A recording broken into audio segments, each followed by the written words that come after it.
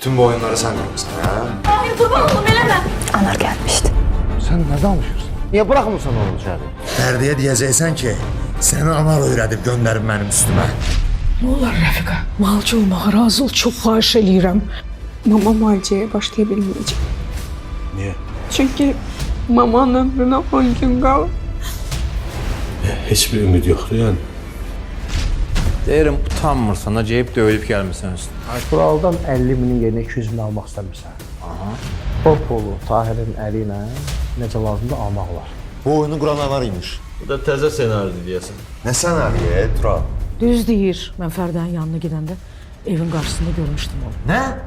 İndi sen bizim sualımıza cevap ver görüm. Sen o eve neye gitmiştin? Bugün hər şeyi etiraf eləyəcəm. Mən Anar adında adam tanımıram. Əslində biz Tahirlə bir-birimizi sevirik. Bu nə danışır? Ne işler karıştırırsan sen? Xəyanət 29 oktyabr saat 22-də Xəzərdə.